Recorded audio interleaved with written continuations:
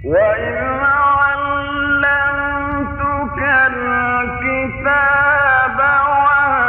والحكمة والتوراة والإنجيل وإذ تخلق من الطين كهيئة الطير بإذني فتنفخ فيها فتكون طيرا بإذني.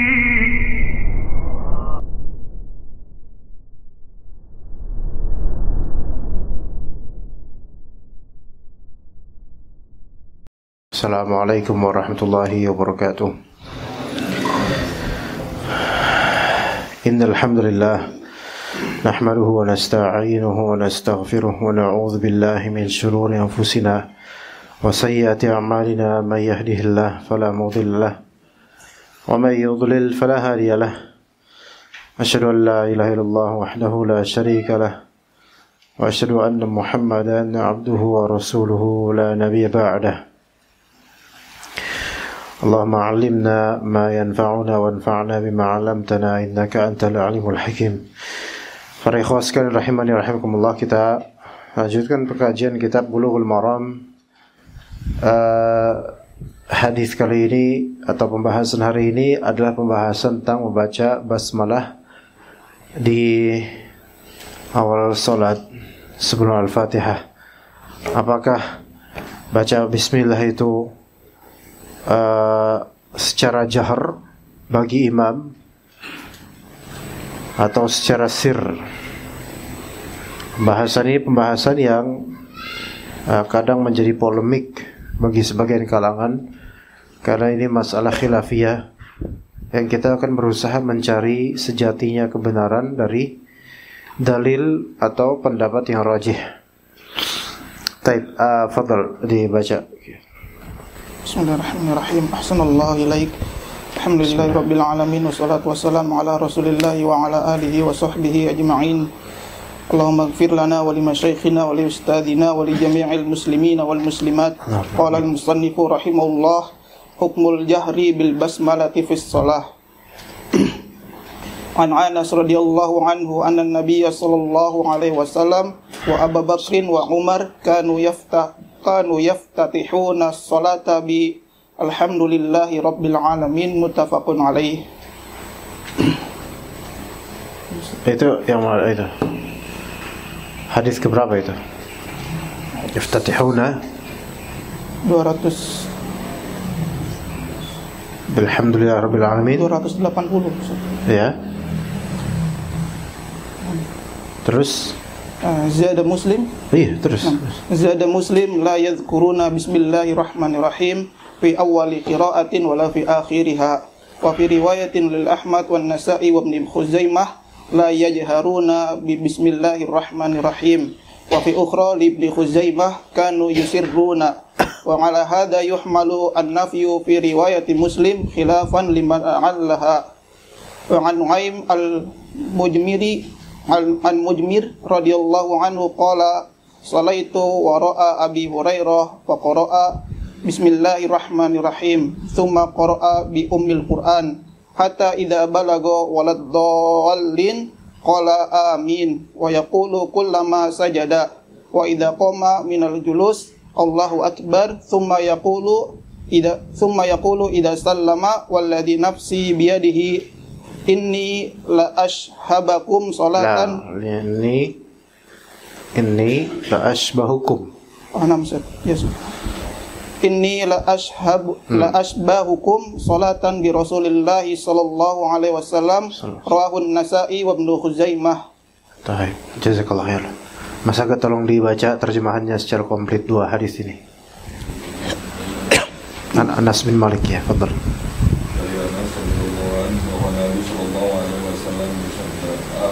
Abu Bakar dan Umar membuka bacaan sholat dengan alhamdulillahirabbil alamin. Muttafaqun alaih. Muslim menambahkan Mereka tidak menyebut Bismillahirrahmanirrahim di awal bacaan dan tidak pula di akhirnya. Dalam satu riwayat milik Ahmad dan An-Nasai dan Ibnu Huzaimah, mereka tidak mengeraskan bacaan Bismillahirrahmanirrahim. Dalam riwayat Ibnu Huzaimah yang lain, mereka membacanya dengan suara lirih. Dengan demikian, dengan yang ada dalam riwayat Muslim bahwa mereka tidak menyebutkan Bismillahirrahmanirrahim dibawa pada makna ini, yakni membaca dengan suara lirih, bukan seperti pendapat sebagian orang yang mengatakan bahwa riwayat Muslim itu memiliki cacat. Dari Nu'aim al-Mujmir, beliau berkata, aku pernah sholat di belakang Abu Hurairah radhiyallahu anhu, lalu beliau membaca Bismillahirrahmanirrahim, kemudian membaca Ummul Quran Al-Fatihah, hingga ketika sampai pada waladdallin beliau mengucapkan amin. Setiap kali beliau sujud dan bangkit dari duduk, beliau mengucapkan Allahu Akbar. Kemudian setelah salam beliau berkata, demi zat yang jiwaku berada di tangannya, sungguhnya aku adalah orang yang paling mirip sholatnya dengan Rasulullah SAW di antara kalian. Ya, oke. Jazakallahu khair.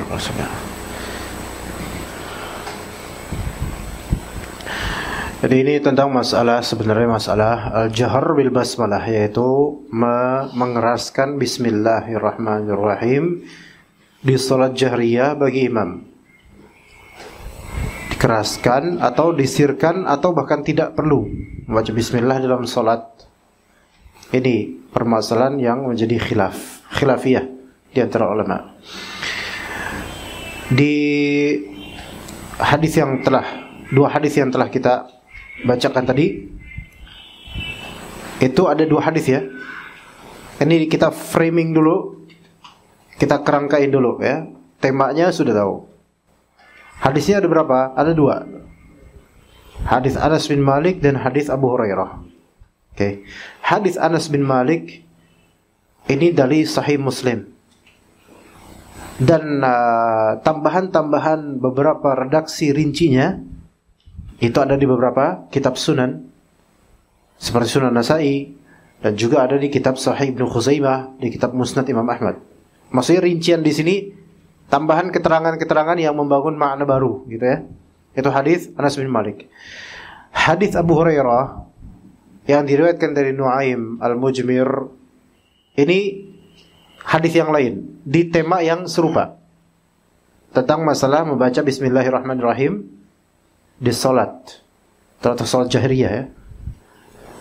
Ini hadis siapa? Hadis Abu Hurairah yang kedua. Riwayat siapa? Nasai, Ibnu Khuzaimah. Ibnu Khuzaimah ini memiliki beberapa riwayat tentang masalah ini dalam Sahih Ibnu Khuzaimah. Ibnu Khuzaimah ini ahli hadis di era 4 Hijriah. Dan beliau rahimahullah termasuk di antara ulama ahli hadis yang bermadhab Syafi'i. Dan beliau membawakan hadis Abu Hurairah juga di sahihnya, dan membawakan hadis Anas bin Malik juga. Tayyib. Hadis Anas bin Malik, kalau kita kompilasikan dari keterangan dan redaksi tambahan-tambahannya di sini, wallahu alam menunjukkan kesimpulan finalnya sebenarnya adalah apa? Bahwasanya membaca Bismillahirrahmanirrahim itu di salat jahriyah itu sirri. Jadi mulailah dengan apa? Alhamdulillahirabbil alamin. Itu kesimpulannya kalau hadis yang pertama, hadis Anas ya. Adapun hadis Abu Hurairah yang diriwayatkan oleh Nu'aim al-Mujmir, maka kesimpulan finalnya kalau kita ambil faedah dari hadis Abu Hurairah, maka ini dimulai dari apa? Membaca apa? Bismillahirrahmanirrahim secara jahri. Dan ini yang dipakai oleh mazhab Syafi'i. Oke? Pakai oleh mazhab Syafi'i. Baik. Sebenarnya hadis Anas bin Malik ini muttafaq alaih yang disebutkan oleh Ibnu Hajar, yaitu Bukhari dan juga Muslim.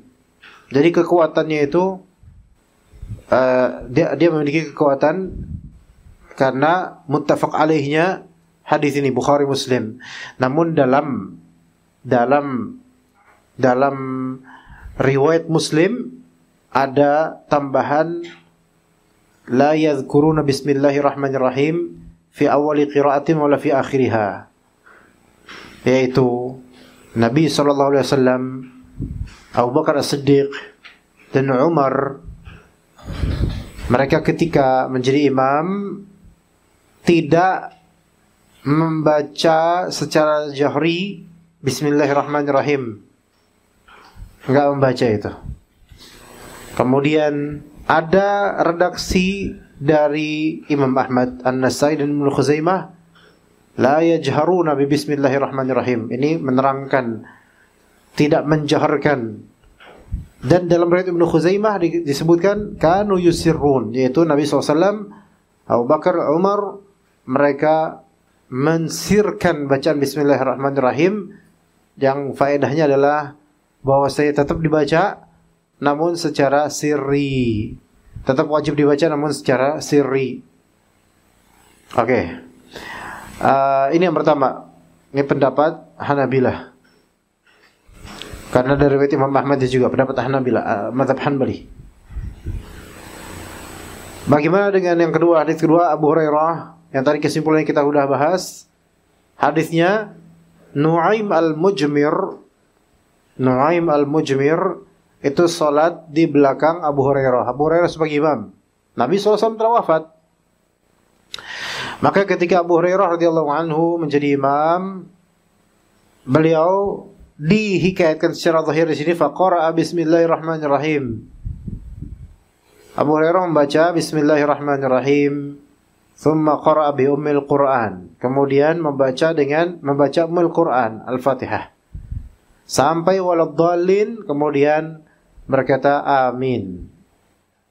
Dan seterusnya sampai beliau kemudian mengatakan walladzi nafsi biyadihi, demi Allah, inni la asbahukum salatan bi Rasulillah, sesungguhnya saya yang paling mirip salatnya dengan Rasulullah SAW di antara kalian.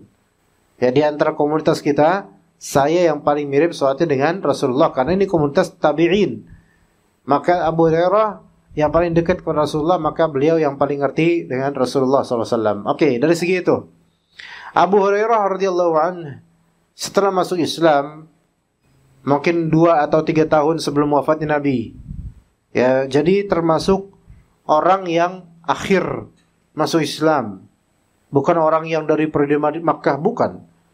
Atau awal periode Madinah, bukan. Tapi orang yang di akhir-akhir tahun menjelang wafatnya Nabi SAW. Karena beliau rajin mencatat hadis, maka beliau punya predikat yang paling banyak meriwayatkan hadis. Beliau yang paling banyak meriwayatkan hadis karena apa-apa selalu dicatat dan dibincangkan dari perkataan atau perbuatan Nabi SAW.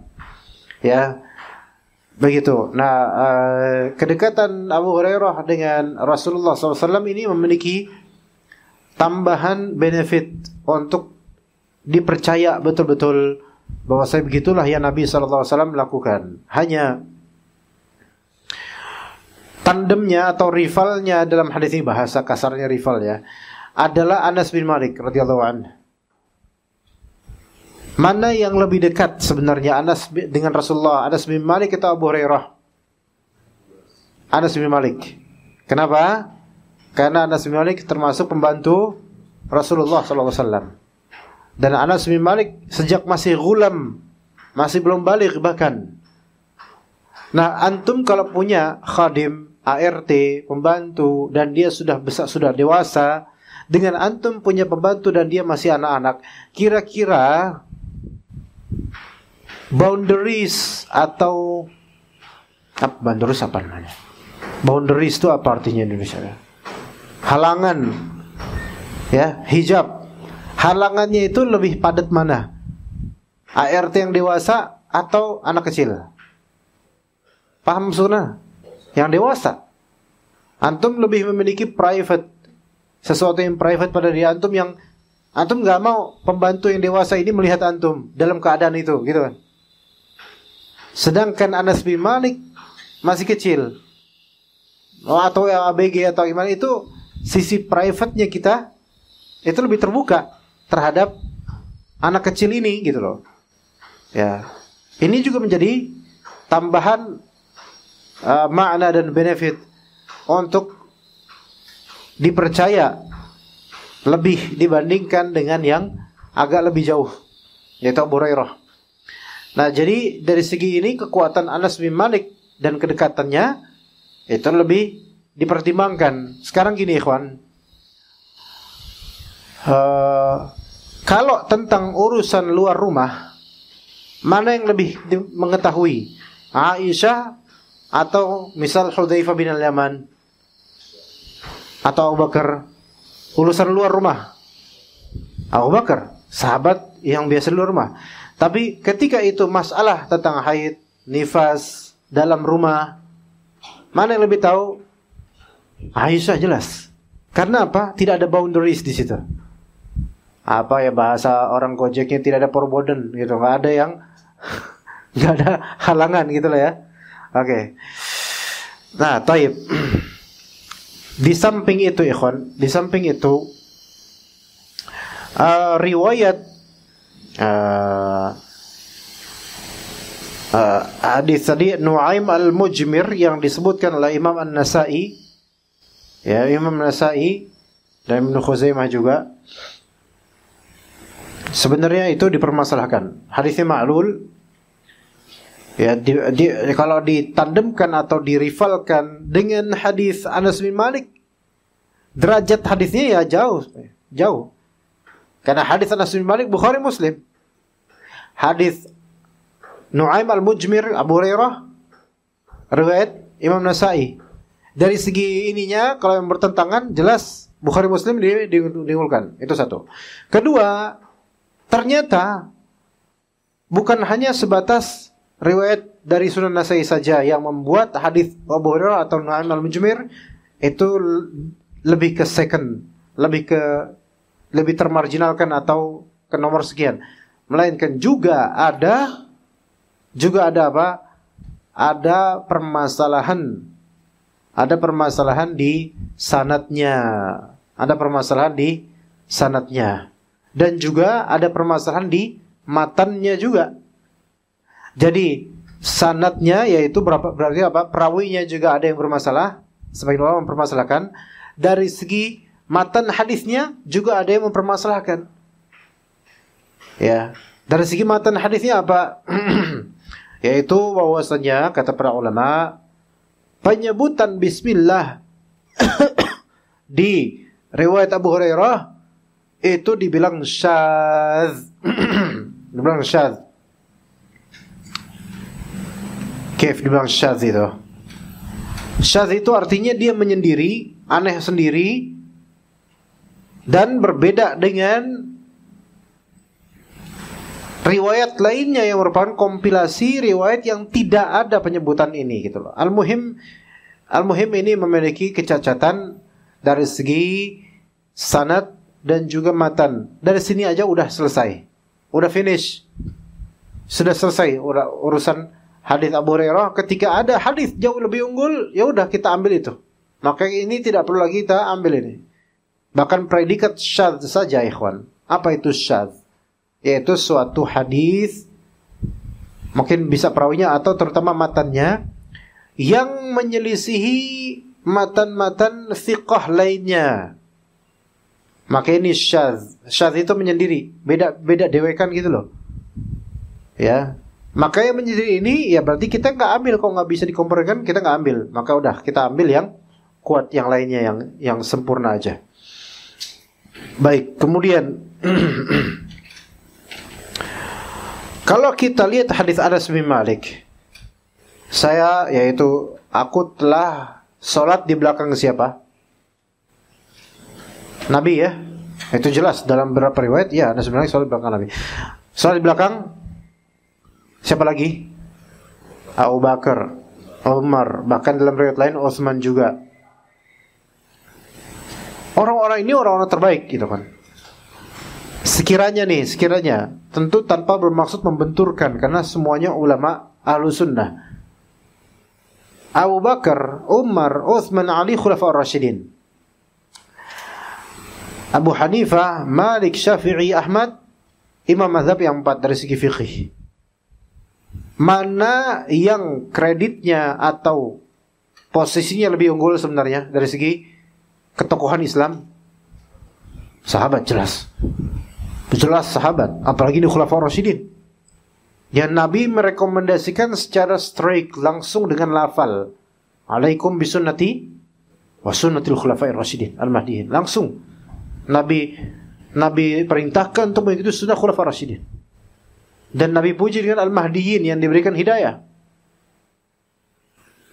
Tayyib. Itu dari segi apa? Dari segi ketokohan, derajat dalam Islam. Kedua, dari segi kepakaran keagamaan, mana yang lebih unggul? Tanpa berusaha membenturkan, mana yang lebih unggul? Jelas sahabat. Umumnya sahabat, apalagi siapa? Khulafaur rasyidin. Oke. Bahkan enggak sampai level khulafaur rasyidin, Anas bin Malik misalnya.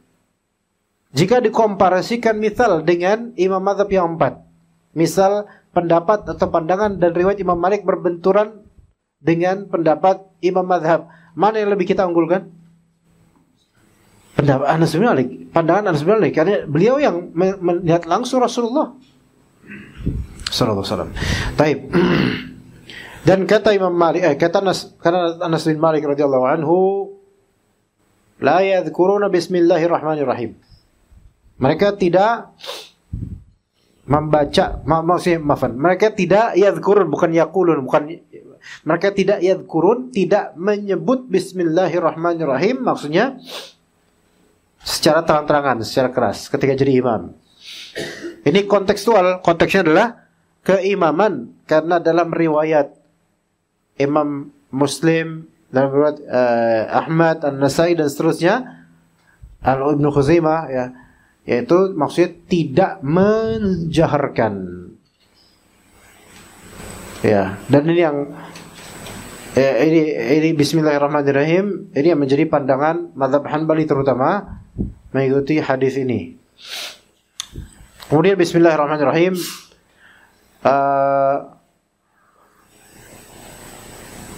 dalam riwayat terakhir, la yadhkuruna bismillahirrahmanirrahim fi awali qiraatin wala fi akhiriha. Ya enggak? Ada kalimat itu kan? Yaitu mereka, Nabi SAW, Abu Bakar, Utsman, Abu Bakar, Umar, itu mereka tidak membaca bismillahirrahmanirrahim di awal ataupun di akhir. Apa maksudnya fi akhiriha? Yaitu setelah waladhdallin enggak baca bismillahirrahmanirrahim. Apa maksud dari perkataan ini? Ya apa? Tidak membaca sama sekali. Ini adalah bab al-mubalaghah untuk menafikan secara komplit. Sampai sesuatu yang tidak layak dinafikan, karena memang gak bakal ada, tetap dinafikan. Saking apa? Saking enggak sama sekali gitu loh. Kayak apa? Contohnya apa? Misalnya antum dah, Mas Aga hari ini ada nggak di ruangannya? Terus antum jawab, masalah enggak, baik di ruangan, di kantor, di kamar mandi, enggak ada. Padahal antum kan enggak ditanya apa di kamar mandi atau enggak ditanya. Maksud antum, maksudnya dijawab gitu apa maksudnya? Maksudnya dijawab itu adalah enggak hadir sama sekali, completely enggak hadir sama sekali. Padahal cuma ditanya ada enggak di ruangannya. Misalnya Pak Andik, misalnya Mas Aga hari ini ada enggak di ruangan? Ya Pak Andik, jangankan di ruangan, di ruangan kerjanya, di satu bangunan kantor, kamar mandi, sampai teras-terasnya nggak ditemuin gitu. Ini artinya berarti completely nggak ada sama sekali dan nggak hadir, nggak masuk misalnya gitu. Maka sesuatu yang tidak perlu dinafikan tetap dinafikan. Itu maksudnya apa? Untuk menekankan bahwasanya betul-betul emang nggak diucapkan secara jahri. Ini ya, ini masalah bahasa dan balaghah. Oke. Para ikhwan sekalian rahimakumullah, tentu mengetahui hadis itu suatu bab penting, suatu masalah penting. Namun mengetahui bagaimana pikiran ulama tentang hadis-hadis ini dan pertimbangan mereka untuk mengistinbat hadis ini dan merangkai hukum, itu juga ada kepentingan lainnya lagi. Penting bagi penuntut ilmu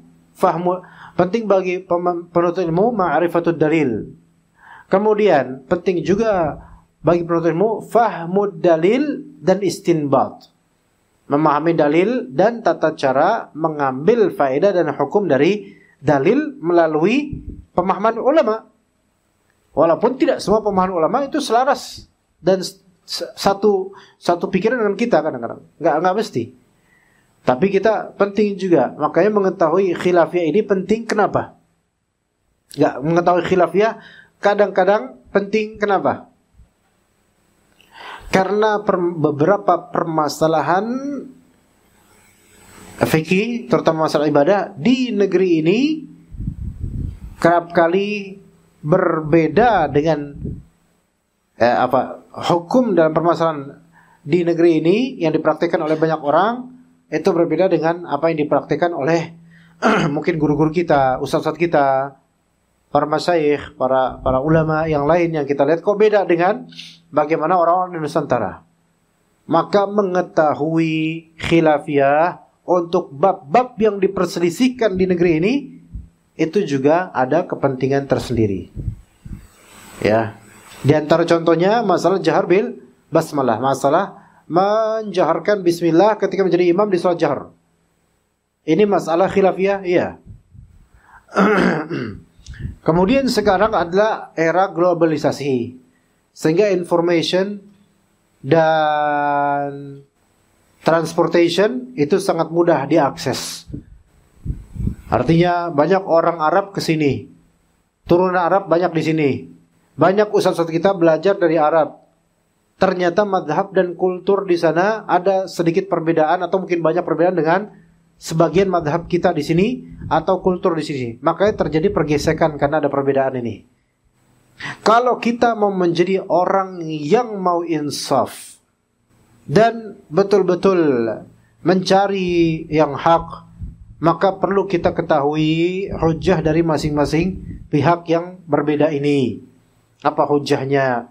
Kok ulama ini berpandangan begini, ulama ini berpandangan begini? Ya, pahami baik-baik. Sehingga kita mencari kebenaran dari situ dan insya Allah bisa didapatkan. Begitu, itu namanya talibul ilm. Itu namanya talibul ilm. Nah, kalau kita ke masjid-masjid misalnya, masjid NU misalnya, antum akan menemukan pasti mereka membaca Bismillahirrahmanirrahim, Alhamdulillahirabbil alamin, ya. Dan itu paten mazhab Syafi'i banget. Sebagian masjid Muhammadiyah juga begitu sebagian. Mungkin belum terkontaminasi oleh Wahabi sepertinya. Walaupun pada asalnya pendirian Muhammadiyah itu ya ke sana sebenarnya.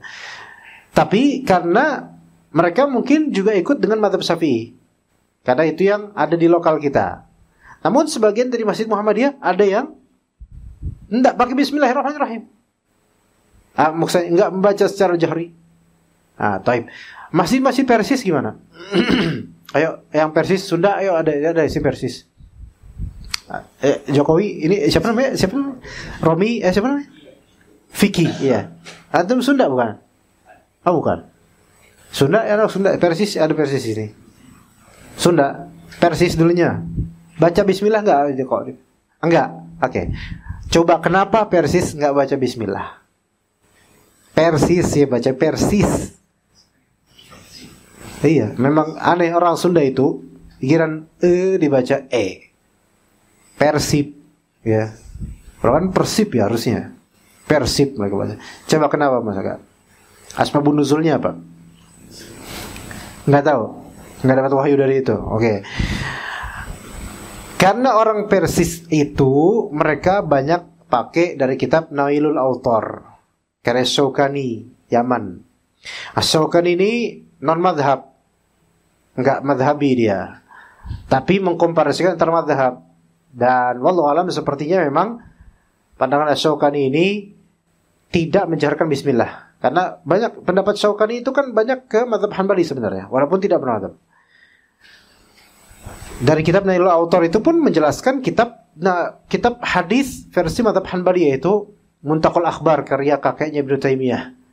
Nah, ini Bulughul Maram Syafi'i gitu. Jadi itu mengapa orang Persis umumnya di masjid mereka tidak menjaharkan Bismillahirrahmanirrahim. Gitu. Nah, kalau antum ke masjid-masjid Salafi, hampir gak ada, kecuali beberapa case di Thariqul Huda pada masa lalu. Tahu nggak tuh? Nggak tahu. Berarti antum orang baru berarti. Oke. Ada yang baca Bismillahirrahmanirrahim bahkan sampai kunut. Coba Syekh Abdul Wahab. Kan? Ada sampai kunut? Ada. Iya. Pernah dengar? Ya. Rugi antum nggak dapat momentum itu. Ya.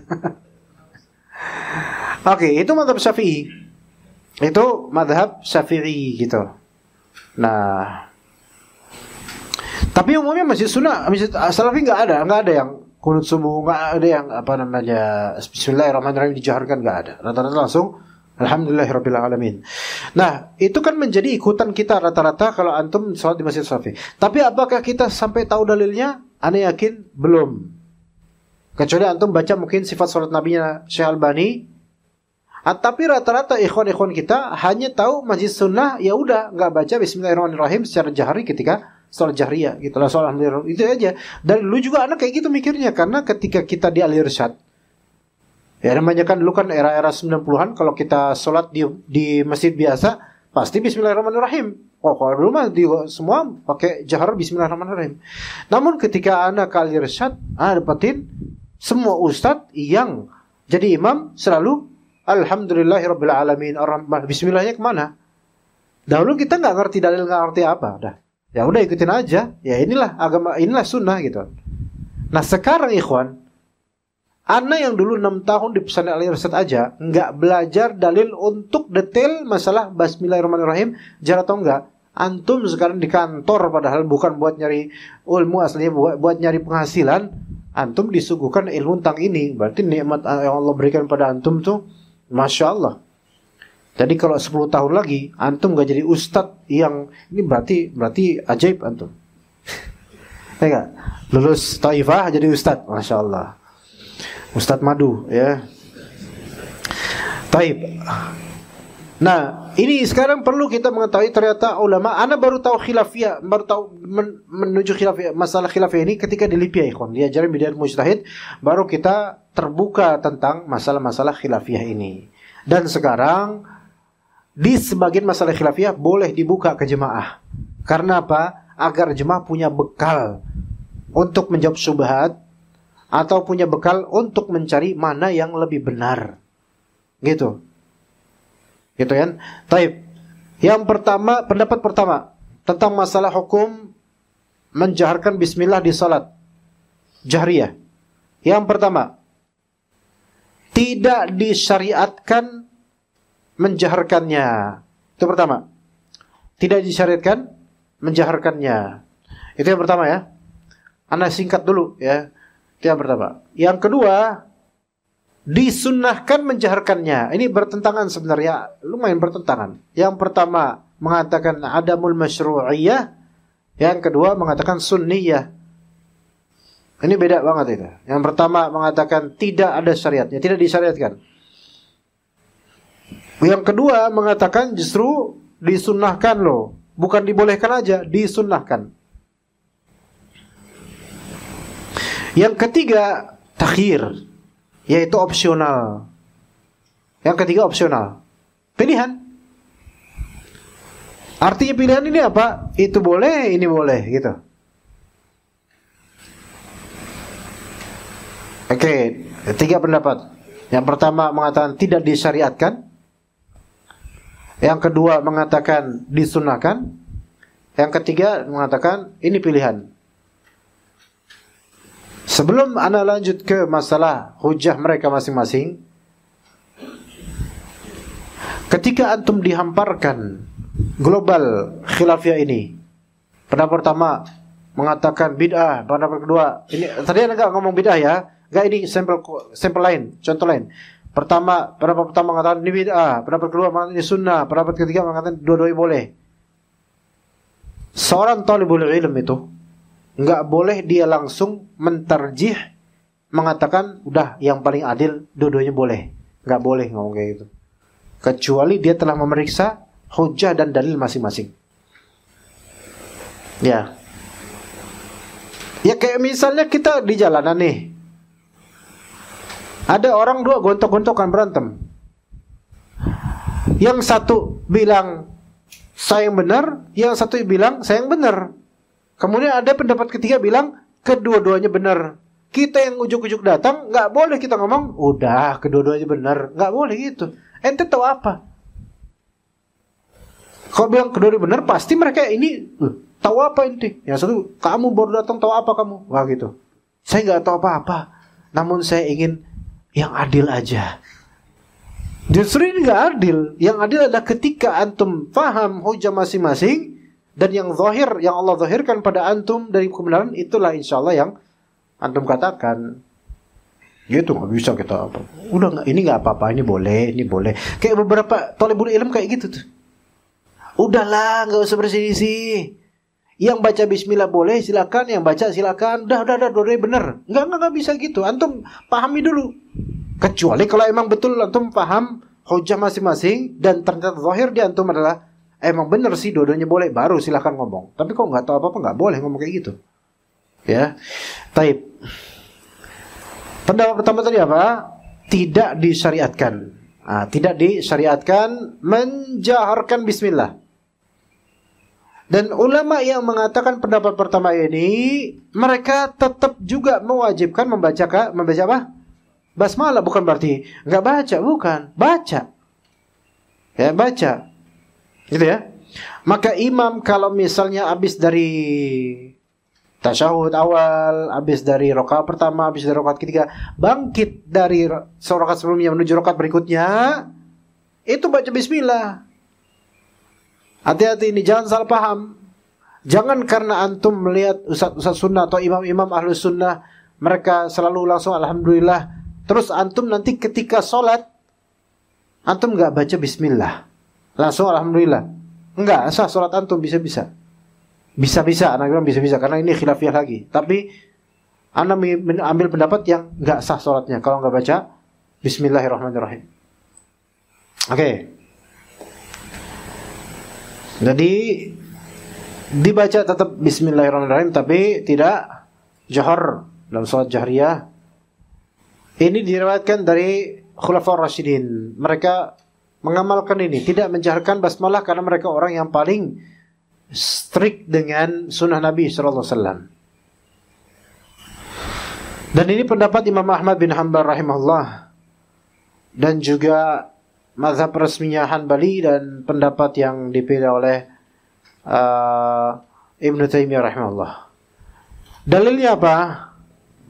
Hadis yang mana hadisnya, ikhwan? Hadis Anas bin Malik. Hadis Anas bin Malik. Karena Anas bin Malik itu radhiyallahu anhu, beliau khadimnya Nabi, pembantunya Nabi, kayak putra pembantu anak. Enggak, khadim aja, bukan pembantu. Kalau ini kameramen sama aja ya. Kayak ini kameramen dan seterusnya ya. Nah, orang yang paling dekat sama anak itu orang yang sering mengasis anak gitu loh. Ya, jadi antum jangan tanya Pak Suryo misalnya, jauh. Ya Pak Suryo, Pak yang ini belakang ini antum mengkasuskan ijazah Pak Jokowi atau gimana Pak? Nah, ini maksud orangnya ini. Nah, sekarang ya kawan, kalau misalnya Anas bin Malik khadimnya Nabi SAW, itu khadim loh, gitu loh. Berarti kan masuk rumah, berkendaraan bareng, gitu loh. Berarti sholat lebih sering sholat bareng, mungkin lebih sering sholat bareng. Ingat waktu ketika hadis Anas, hadis Anas yang diundang Nabi SAW ke rumahnya, sama neneknya Anas bin Malik, ingat gak? Untuk makan bareng di rumahnya Anas bin Malik.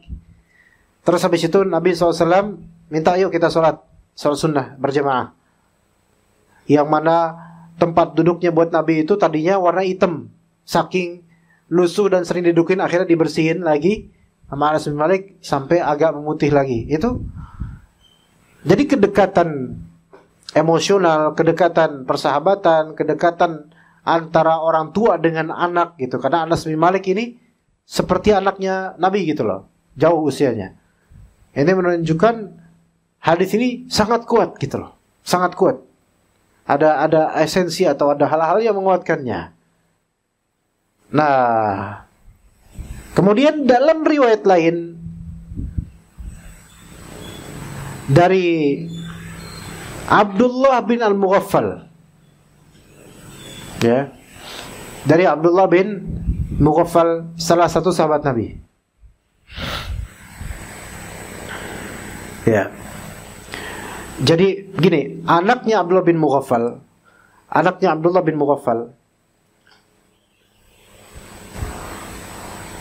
berkata, Sami'ani abi wa ana aqul Bismillahirrahmanirrahim. Jadi waktu itu saya lagi sholat. Kata anaknya Abdullah bin Mughaffal, anaknya sahabat ya, saya lagi sholat. Kemudian bapak saya itu Abdullah bin Mughaffal, ya, seorang sahabat, itu berkata, mendengar saya berkata, saya waktu itu berkata secara jahri, Bismillahirrahmanirrahim di sholat jahriyah. Maka kemudian nanti setelah selesai sholat, Abdullah bin Mughaffal mengatakan kepada anaknya, bunayya, iyyaka bil hadath, iyyaka wal hadath. Wahai anakku sayang, jauhilah oleh kamu sesuatu yang baru, sesuatu yang muhdath, bahasa lain dari bid'ah. Ini kata sahabat loh. Walam ara ahadan min ashabi Rasulillah SAW kana abghadha ilaihi al-hadath fil Islam ya'ni minhu. Para sahabat Nabi, mereka paling benci ada hal-hal yang baru dalam Islam. Wa sallaitu ma'an Nabi SAW wa ma'a Abi Bakrin wa Umar wa ma'a Uthman. Saya itu punya experience, pengalaman salat bareng Abu Bakar, salat bareng Nabi SAW, salat bareng Abu Bakar, bareng Uthman, bareng Umar, bareng Uthman. Falam asma' ahadan yaquluha fala taqulha. Saya belum pernah mendengar satu orang pun dari yang tadi saya sebutkan ini, Nabi, Abu Bakar, Umar, Uthman, mengucapkan Bismillahirrahmanirrahim pas saya salat belakang mereka. Fala taqulha, maka jangan kamu katakan itu. Maka jangan kamu ucapkan itu, maksudnya jangan ucapkan secara zahir. Idza anta shallaita faqul alhamdulillahi rabbil alamin. Jika engkau salat maka bacalah alhamdulillahi rabbil alamin. Maksudnya di salat jahriyah yang diperdengarkan ke orang lain, langsung alhamdulillahi rabbil alamin. Bismillahirrahmanirrahim disirrikan. Syuf disilat di sini. Abdullah bin Mughaffal sahabat. Sampai ini sahabatlah yang memvonis iyyakum wal hadath. Jauhilah oleh kalian perbuatan baru dalam beragama. Ya. Ini kencang juga sebenarnya, gitu. Dan beliau memberikan proof, bukti, saya punya pengalaman salat di belakang Nabi, gitu. Ya, dan para sahabat lainnya. Oke, itu yang pertama, ikhwan. Yang kedua, apa tadi pendapat kedua, ikhwan? Disunahkan menjaharkan Bismillahirrahmanirrahim. Ini pendapat Imam Syafi'i rahimahullah. Dan hadis mereka dan dalil yang dipegang oleh Imam Syafi'i dan madhabnya adalah hadis siapa? Nu'aim al-Mujmir yang disebutkan pada Abu Hurairah radhiyallahu anhu. Dan wallahu alam itu hadis ada sisi kedhaifannya. Nanti ada perdebatan sedikit setelah ini. Yang ketiga, pendapat ketiga. Apa? Pilihan opsional. Takhir bainahuma. Antum ini boleh, antum itu boleh. Maksudnya boleh di sini setara hukumnya gitu loh.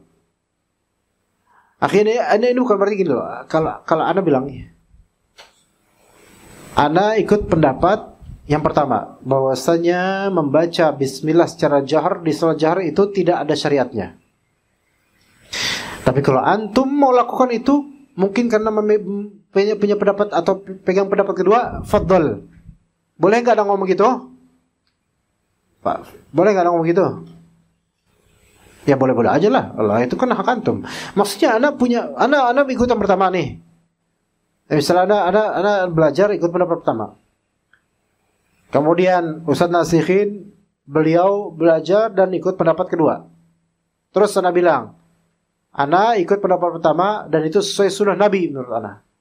Dan memang udah jelas bagi anak itu sesuai sunnah Nabi. Tidak disyariatkan jahar bismillah. Adapun antum Ustaz nasihin, antum mau pilih pendapat kedua, antum mau jahar, fadhol. Itu urusan antum. Taib. Kira-kira boleh nggak bicara seperti ini dalam masalah khilafiyah? Boleh. Selama ini khilafiyah yang mu'tabarah, yang masih dianggap khilafiyah, maka boleh. Lalu apa bedanya? Anda ngomong kayak tadi itu, antum silakan Ustaz nasihin untuk baca jahar bismillah, silakan, terserah antum. Apa bedanya sikap ini dengan pendapat ketiga? Pendapat ketiga itu tidak mentarjih, tidak menebang salah satunya, melainkan dua-duanya imbang bagi mereka. Antum baca jahar bismillah dengan antum tidak baca jahar bismillah, dua-duanya sama, tidak masalah gitu. Itu bagi pendapat ketiga. Beda ya? Paham ikhwan bedanya? Ya gitu. Dan ini pendapat ketiga, pendapat Ishaq bin Rahawayh, salah satu ulama di zamannya Imam Syafi'i dan Imam Ahmad, ulama hadis. Dan Ibnu Hazm dari mazhab Zahiri. Ini dimaksudkan dari opsional ini dimaksudkan dengannya apa? Menggabungkan antara hadis-hadis dan mengkompromikan semuanya itu sesuatu yang sifatnya pilihan. Boleh ini, boleh itu, ya. Tapi pendapat yang ana lebih condong jelas yaitu pendapat pertama. Bukan hanya karena ana lulusan Al-Irsyad dan diajarin begini, bukan hanya karena itu. Karena memang dilihat hujah-hujahnya lebih kuat itu jelas. Ya, taib. Lalu bagaimana pandangan ulama mazhab pertama yang mengatakan tidak disyaratkan membaca bismillah secara jahar terhadap ulama Syafi'iyah yang mengatakan malah sunnah? Maka jawabannya adalah, wahai Syafi'iyah, hadis yang antum jadikan pegangan yaitu hadis Nu'aim al-Mujmir ke Abu Hurairah, itu hadis yang memiliki kelemahan dan cacat. Maka nggak bisa dijadikan hujah. Itu satu. Kedua, anggaplah hadis itu sahih. Anggaplah hadis itu sahih.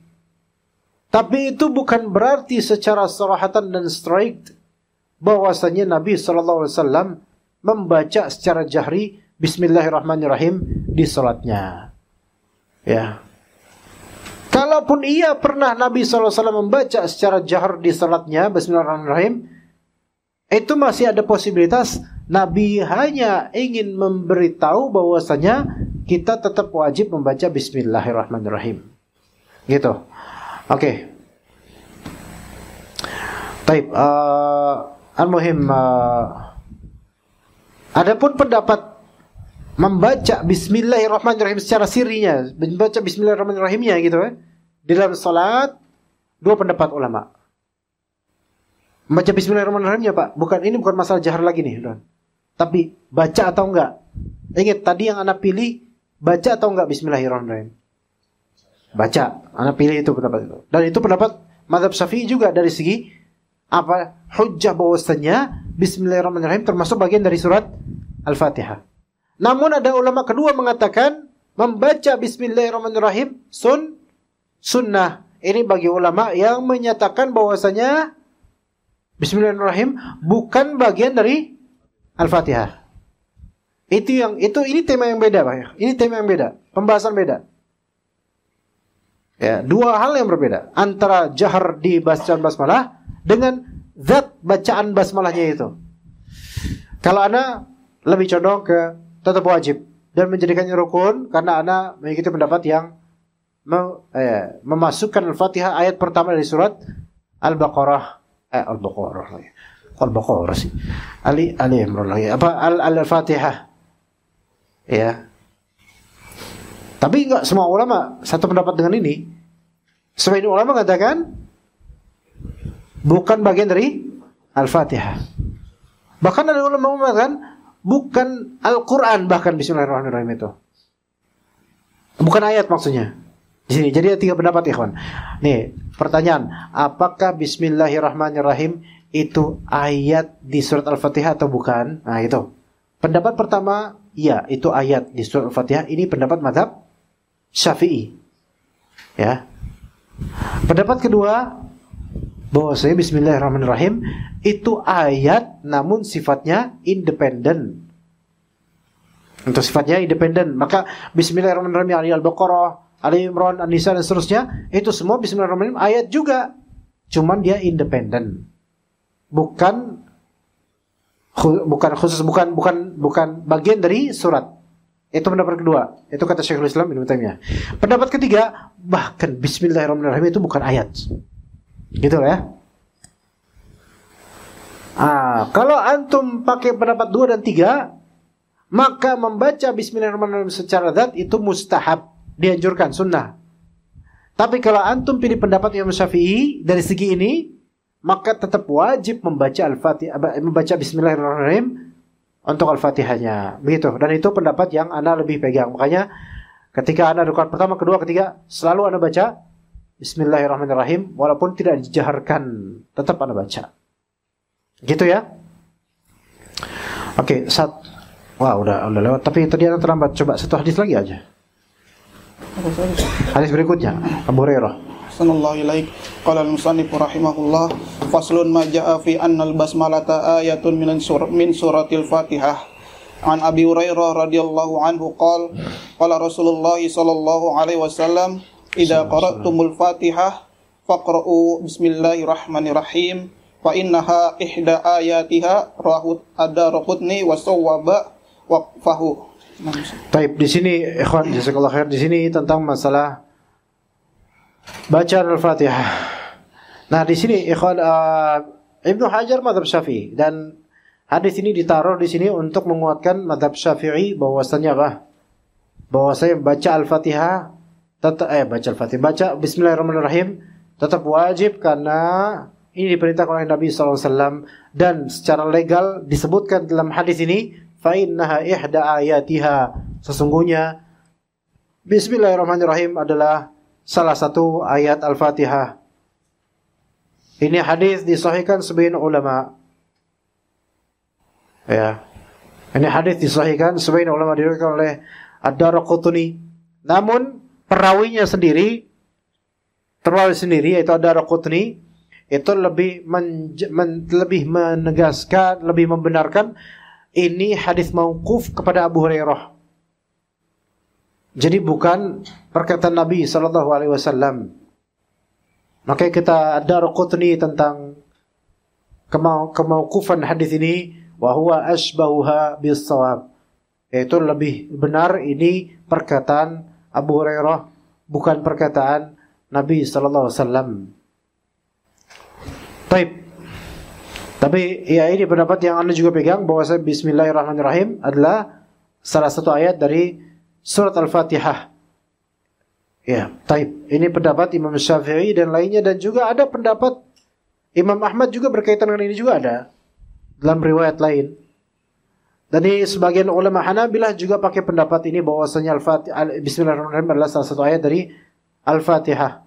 Pendapat kedua, Bismillah bukan Al-Fatihah. Sebagian tadi Anda sebutkan. Ada yang mengatakan Bismillah bukan Al-Fatihah, bukan pula bagian dari surat lainnya, melainkan dia ayat yang independen. Terus ada pendapat yang ketiga lagi, yang mungkin tidak disebutkan di beberapa kitab, bahwasanya bahkan Bismillahirrahmanirrahim itu bukan ayat sama sekali. Itu hanya pembuka saja. Taib.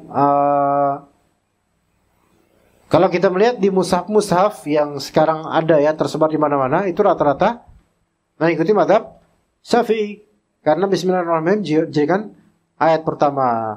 Konsekuensi Bismillahirrahmanirrahim tidak dijadikan ayat pertama, berarti ayat pertamanya apa? Alhamdulillahirabbil alamin. Terus ayat ketujuhnya apa? Ghairil maghdubi alaihim waladdallin. Itu ayat ketujuh. Adapun siratal ladzina an'amta alaihim, itu ayat ke-6. Begitu. Cuman di mushaf-mushaf antum lihat, di mushaf manapun mesti selaras dengan mazhab Syafi'i. Gitu ya, ikhwan. Antum cari mushaf manapun. Hatta mushaf yang ada di tempat yang di mana mazhab Hanbali itu betul ditekankan. Di Saudi Arabia misalnya. bahkan Mushaf Madinah sekalipun. Itu untuk Al-Fatihahnya, itu dari segi rasamnya mengikuti mazhab Syafi'i, meskipun dari segi amalan para ulama-ulama Madinah banyak mengikuti mazhab Syekhul Islam Ibn Taimiyah. Tapi kita cukup sampai sini insyaallah. Barakallahu fikum jami'an. Kita lanjut nanti mungkin 2 pekan lagi ikhwan, karena Senin depan sepertinya anak ke Depok. Sallallahu ala nabiyina Muhammad wa ala alihi wa sahbihi ajma'in. Subhanakallahumma bihamdika asyhadu an la ilaha illa anta astaghfiruka wa atubu ilaik. Assalamualaikum warahmatullahi wabarakatuh. Waalaikumsalam warahmatullahi wabarakatuh.